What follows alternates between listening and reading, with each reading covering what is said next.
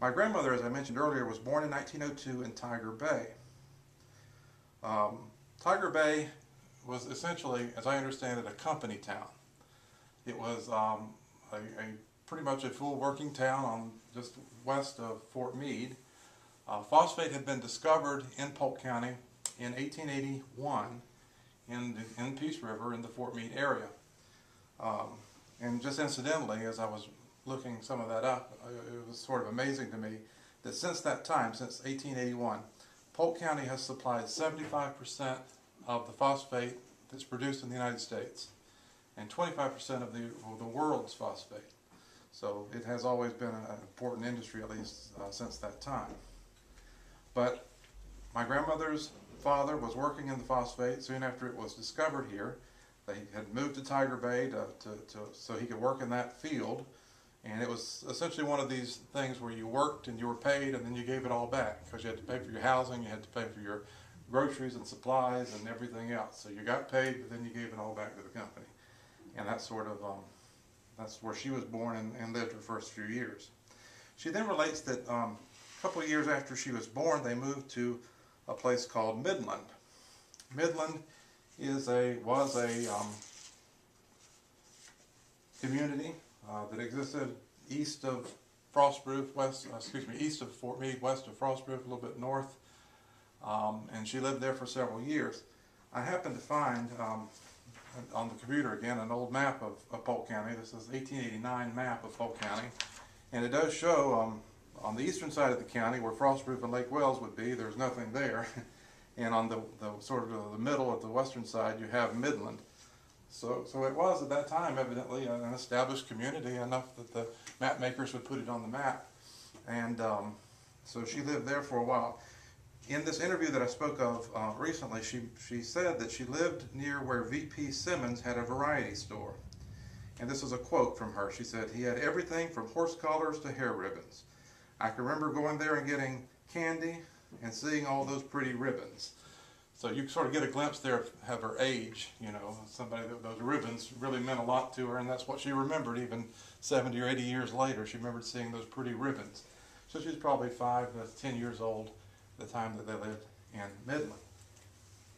I did find, and you all may have seen some of these pictures before, but this is a photograph that was taken, and the caption says, "A Sunday outing at Varnum Payne Simmons' home, Midland, Florida," the same V.P. Simmons that she referred to in that little safe conversation. So you have, interesting, they have horse and buggies and bicycles.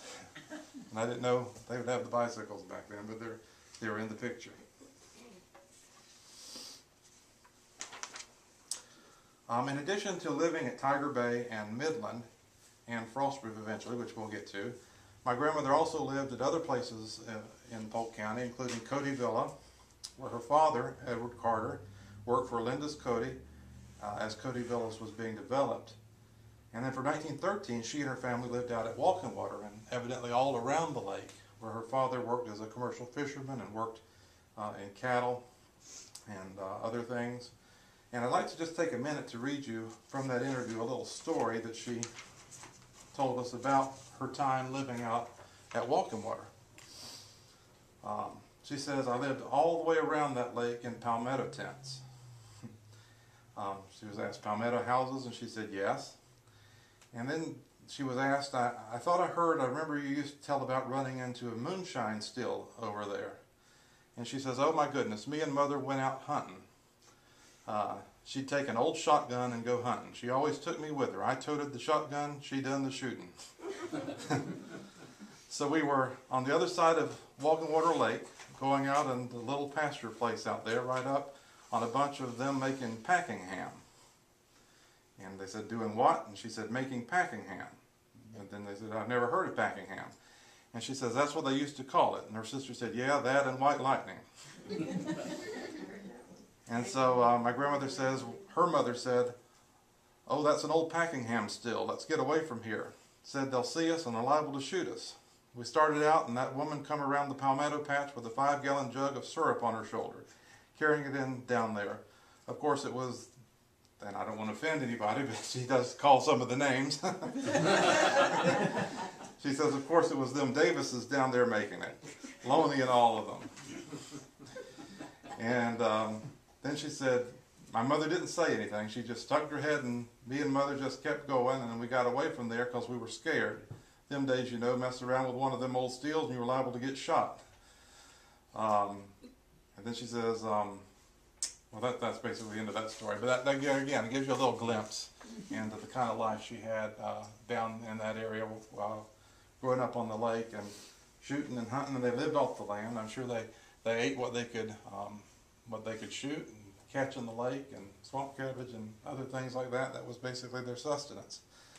And there is a story about her mother using the shotgun and shooting whooping cranes, actually, and they hunted and ate whooping cranes to survive. Well, by the time she and my grandfather met and started raising their family, my grandmother worked through the years in various packing houses here in Frostproof. The story says, and it's recorded in I think in a newspaper article that was published here in Frostproof, that she went to work at the Chase Fruit Company as a grader.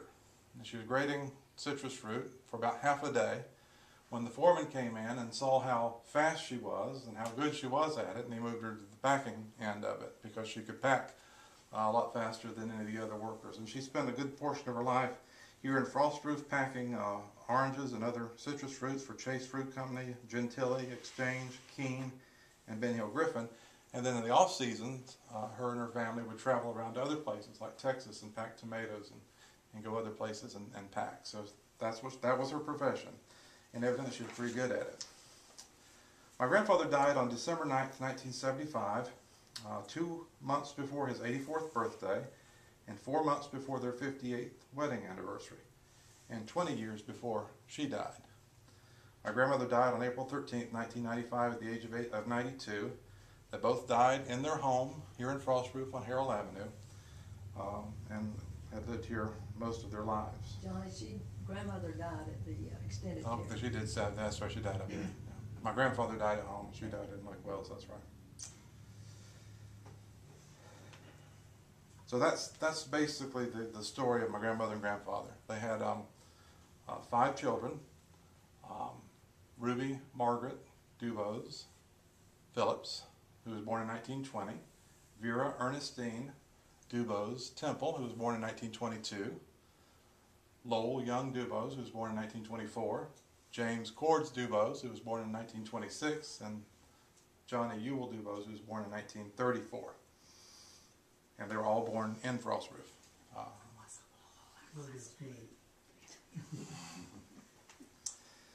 My grandfather's father's name was William Harrison DuBose. He was born on April 18th, 1859, again up in Escambia County.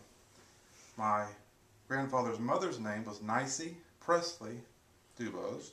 She was born on March 12th, 1868 in Milton, Florida.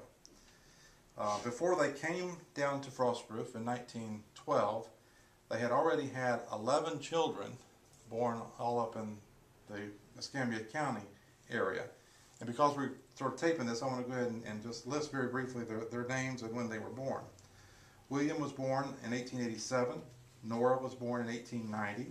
Ernest was born in 1892. Forrest was born in 1894.